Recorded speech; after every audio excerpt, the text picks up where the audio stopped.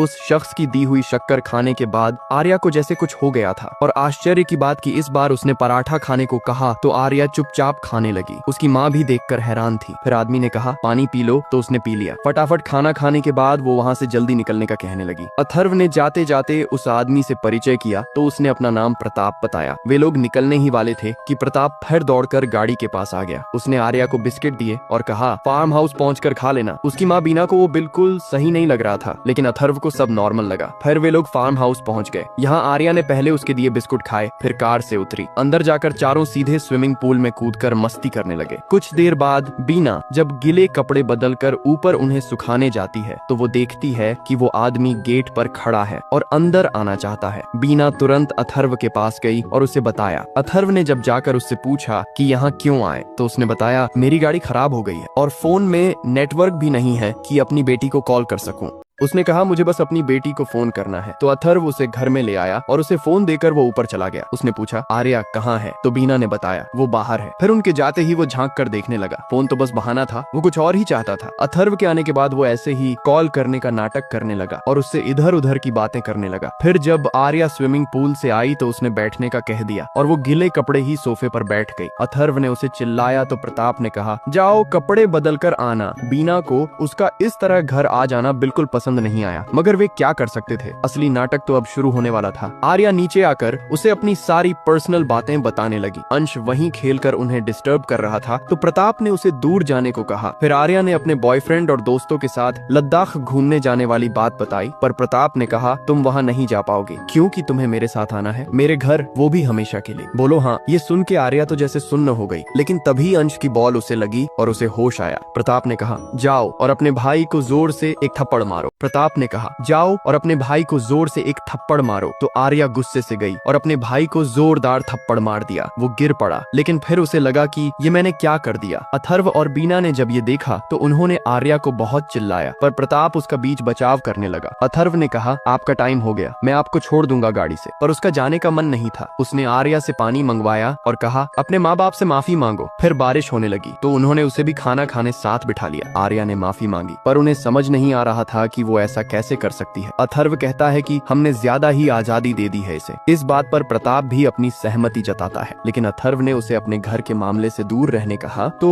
उसने बताया मुझे पता है कि आपके मना करने के बाद भी इसका एक बॉयफ्रेंड है। उन लोगों को यकीन नहीं हुआ कि आर्या ने ये सब बातें उसे बता दी। फिर प्रताप ने कहा कि अपने बॉयफ्रेंड को कॉल करो और उससे ब्रेकअप कर लो। आर्या ने ठीक वैसा ही किया। वो प्रताप की हर बात मान रही थी। अब तो अथर्व का माथा गर्म हो गया। उसने कहा बस बहुत हुआ।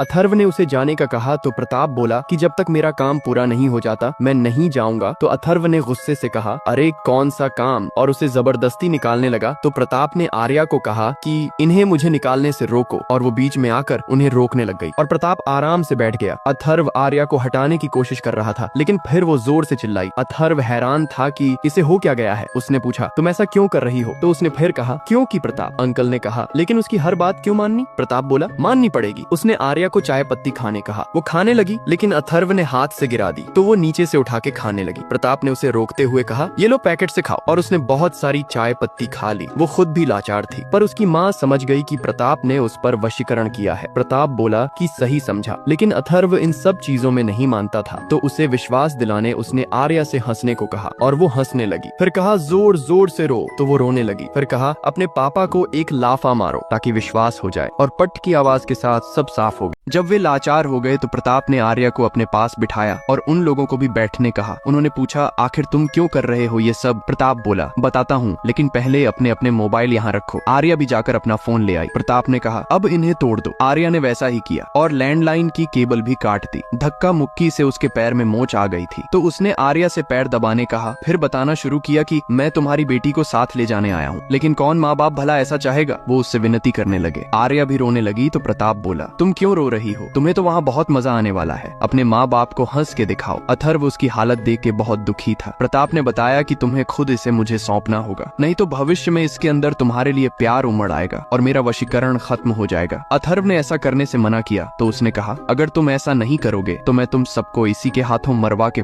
फिर अपने साथ ले जाऊंगा। अथर्व ने कहा मैं ऐसा कभी नहीं होने दूंगा। तो प्रताप बोला मैं राक्षस हूँ, मुझे रोते गिड़गिड़ाते हुए लोग और खून की धार देखकर संतुष्टि मिलती इतने में वहाँ अंश आ गया। प्रताप उसे भी बुलाने लगा तो अथर्व और बीना उसे वापस अंदर भेजने लगे। प्रताप ने आर्या से उसे लाने कहा तो बीना खुद चली गई और उसे अपने पास बिठा लिया। प्रताप फिर से बताता है कि मुझे रोना गिड़गिड़ाना देखकर बहुत मजा आता है। अभी मैं इसे अलग अलग तरह से दर्द दूंगा, तुम नहीं देख पाओगे। इतने में उसका ध्यान गया कि वो पैर दबाने के बजाय खड़ी है तो उसने आर्या को एक लात मारी और ये देख के अथर्व उस पे टूट पड़ा और 2-4 मुक्के जड़ दिए। उससे बचने उसने आर्या से कहा अपने भाई को मार। तो आर्या ने अंश को पकड़ा और उसका सिर सीढ़ियों से ठोक दिया। वे दोनों उसे लेके ऊपर चले गए। उनको वहाँ फोन दिखा पर वो चार्ज नहीं था। अंश को हॉस्पिटल ले जाने की जरूरत थी तो वे लोग नीचे जाकर प्रताप से माफी मांगते हैं, लेकिन वो आर्या से कहता है चाकू लेकर आओ और आदेश देता है कि अगर ये दोनों अगली बार मुझ पर हमला करे तो ये चाकू उनके पेट में घुसेड़ देना। फिर उसने अथर्व से नाक घिसवाकर माफी मंगवाई। वे लोग अंश को हॉस्पिटल ले जाना चाहते थे, लेकिन प्रताप बोला पहले अपनी बेटी मुझे अर्पण करो फिर चले जाओ। प्रताप ने कहा अब कोई कुछ नहीं कर सकता, रुको अभी मैं कुछ दिखाता हूँ, बहुत मजा आएगा। फिर उसने आर्या को कहा गाना लगाओ और नाचना शुरू करो। आर्या नाचने लगी। अथर्व से ये सब देखा नहीं गया और वो रोते हुए ऊपर चला गया। आर्या बहुत देर तक नाचती रही जब तक कि बैटरी खत्म नहीं हो गई। वो हांफने लगी तो उसकी माँ पानी लेकर आई, लेकिन प्रताप ने पीने नहीं दिया। उसने बीना से कहा तुम जाओ यहाँ से। फिर उसने आर्या को चाकू दिया और कहा अब मैं सो रहा हूँ, अगर ये लोग मुझ पर हमला करे तो मार देना इनको, और अगले 10 सेकंड में तुम्हारी माँ यहाँ से ना जाए तो इसे मार देना। मजबूरन बीना को ऊपर जाना ही पड़ा। वो अथर्व को सब बताती है। अथर्व को ये सही समय लगता है उस राक्षस को खत्म करने का। वो उसे मारने चुपचाप नीचे आता है। आर्या वहाँ खड़ी देख रही थी। वो उसे मना करती है लेकिन अथर्व मानता नहीं तो वो कपड़ों में ही पेशाब कर देती है। ये देख वो दुखी होकर वापस चला जाता है। प्रताप देखता है कि उसने पेशाब कर दी है। बीना ने उसे नहाने ले जाने के लिए विनती की, लेकिन प्रताप ने कहा ये मेरी नजरों के सामने ही रहेगी। पर बीना जिद करने लगी तो प्रताप ने आर्या से कहा अपना शॉर्ट उतार दो। आर्या ने उसके सामने ही कपड़े उतार दिए। बीना जल्दी से ऊपर गई और कपड़े निकाले, फिर फटाफट नीचे आई, पर वो पहन ही नहीं रही थी। फिर प्रताप ने कहा तब उसने पहने। प्रताप ने उससे पूछा कि तुम्हारे माँ बाप कब तक मान जाएंगे। आर्या ने कहा नहीं मानेंगे। तो प्रताप बोला ठीक है फिर मैं अपना काम शुरू करता हूँ। अथर्व नीचे आया तो उसने पूछा अंश कैसा है। अथर्व ने बताया कि उसे बुखार है। तो प्रताप ने कहा उसको मार देते हैं, और लाश को तो बुखार होता नहीं। उसने आर्या को आदेश दे दिया कि जाओ अपने भाई को मार डालो। बीना उसके आगे बहुत गिड़गिड़ाई, मगर उसने 5 मिनट का टाइम दिया। अथर्व को बहुत गुस्सा आ रहा था, मगर पहले अंश को बचाना जरूरी था तो वो जल्दी से ऊपर गए और उसे किसी ऐसी जगह छुपा दिया जहां आर्या ढूंढ ना पाए। इधर प्रताप ने आर्या से कहा अपने अंदर के गुस्से को बाहर निकालो और जाओ, जिसके बाद वो खुले सांड की तरह चाकू लेकर उसे मारने निकल पड़ी। पर उन लोगों ने दरवाजा बंद कर दिया था तो वो तोड़ने की कोशिश करने लगी। फिर प्रताप ऊपर आया, उसने दोनों को नीचे भगा दिया और आर्या को सही तरीके से दरवाजा तोड़ने लगाया। तब तक अथर्व ने अपना फोन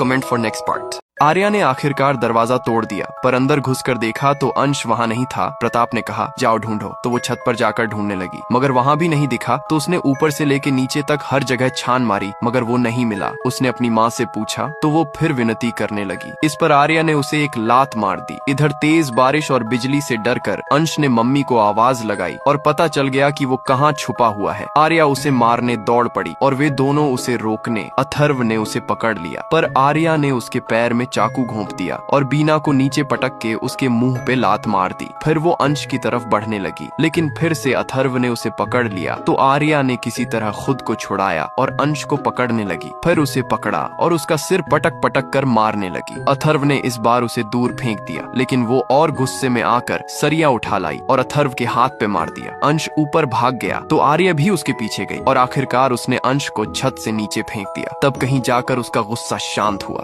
दोनों माँ बाप बहुत रोते हैं, लेकिन अथर्व को पता चला कि अंश अभी जिंदा है और ये सुनते ही आर्या ने गमला उठा लिया मारने के लिए, लेकिन प्रताप ने रोक दिया। वो उसके हाथ पैर जोड़कर विनती करने लगे कि हमें हमारे बच्चे को हॉस्पिटल ले जाने दीजिए। प्रताप ने कहा पहले अपनी बेटी मुझे समर्पित करो। उसने उन्हें पूरी तरह से मजबूर कर दिया था। प्रताप ने एक बार फिर आर्या से कहा कि मार दो इसको, और आर्या मारने ही वाली होती है कि वो रोक देता है और कहता है ये आखिरी बार रोक रहा हूँ, अब जो कह रहा हूँ वो करो। अथर्व और बीना को दिल पर पत्थर रखकर आर्या को उसे सौंपना पड़ा, मगर आखिरी बार गले लगाते टाइम अथर्व ने उसके जेब में फोन रख दिया। आर्या भी बिछड़ने के दुख में बहुत रोई और उस राक्षस के साथ चली गई। अथर्व ने बीना और अंश को तुरंत गाड़ी में बिठाया और हॉस्पिटल भेज दिया और वो खुद आर्या की लोकेशन ट्रेस करते हुए उसका पीछा करने लगा। इधर बीना की गाड़ी एक एक्सीडेंट का शिकार हो गई और उसका क्या हुआ आगे जानेंगे। प्रताप आर्या को सुनसान जंगल के बीच बने अपने ठिकाने ले गया। एक लड़की ने दरवाजा खोला और वो अंदर चले गए। अंदर उसके जैसी कई और लड़कियां थीं एक लड़की 2 दिन से पंखा साफ कर रही थी, क्योंकि प्रताप उसे कह के गया था। उसने सभी को बुलाया और आर्या से परिचय करवाया। साथ ही आर्या को बताया, ये सब तुम्हारी बहनें हैं और तुम इनसे मिलकर बहुत खुश हो, इसलिए मुस्कुरा के दिखाओ। इधर अथर्व भी पीछा करते हुए आ रहा था, लेकिन कुछ लड़कियों ने उसे देख लिया और अंदर सूचना दे दी। फिर जब वो दीवार को फांद कर अंदर गया तो उस पर लड़कियों ने अचानक हमला कर दिया और वे उसे जिंदा ही खाने लगी। तभी प्रताप ने आकर उन्हें रोका। ये लड़कियां भी आर्या की तरह वशीकरण करके लाई गई थी। उसे नहीं पता था कि अथर्व यहाँ तक आ जाएगा। उसने आर्या को बुलाया और पूछा, ये यहाँ कैसे आ गया? तो आर्या ने बताया, इसने मेरे जेब में फोन रख दिया था, उसी की मदद से इसने लोकेशन निकाल ली। प्रताप ने कहा, अच्छा तो फोन तोड़ दो तुरंत। उसने बताया कि मैंने इन लड़कियों को साफ निर्देश दे रखा है, कोई भी यहाँ घुसने की कोशिश करे तो उसे चीर फाड़ डालो। अथर्व समझ गया था कि उसका मरना अब तय है, लेकिन उसने प्रताप से एक अपील की कि मुझे इन लड़कियों के हाथों नहीं मरना, मुझे सिर्फ मेरी बेटी ही मारेगी। अगले पार्ट के लिए कमेंट करें। प्रताप ने अथर्व की बात मान ली और वो लड़कियों से कहने लगा कि तुम में से कोई भी इसको हाथ नहीं लगाएगा। लेकिन तभी अथर्व ने आर्या के कानों में कैंची के दोनों हिस्से डाल दिए। फिर जब प्रताप ने पीछे मुड़कर आर्या को कहा कि तुम मारो इसे, तो उसने कोई रिस्पॉन्स नहीं दिया, क्योंकि वो बहरी हो चुकी थी। वो कुछ कहता उससे पहले ही अथर्व ने उसे पटक दिया। सर पे चोट लगने से वो थोड़ी देर के लिए अचेत हो गया, पर जब होश आया तो अथर्व ने उसके मुंह में पेंचीस डाल रखा था। उसकी जुबान ही सारी समस्या की जड़ थी। अथर्व ने उस जड़ को ही काट दिया। आर्या के चेहरे पर वशीकरण की झूठी मुस्कान थी और आंखों में आंसू। बाकी लड़कियों का भी यही हाल था। अथर्व ने प्रताप से कहा, अब तू मेरे अंदर के राक्षस को देखेगा। इस घटना के 10 साल बाद हम अथर्व को एक मरा हुआ चूहा ले जाते देखते हैं। ये चूहा उसी राक्षस प्रताप के लिए था जिसे उसने 10 साल से कैद कर रखा है। अथर्व ने कहा, खा ये चूहा, पर वो केला खाना चाहता है। लेकिन अथर्व उस पर दया करने के मूड में नहीं था। बीना और अंश की उस एक्सीडेंट में मृत्यु हो चुकी थी और आर्या तब से ही बस मुस्कुरा रही है। लेकिन क्या होगा जब प्रताप जैसा ही कोई उसे ढूंढने आएगा?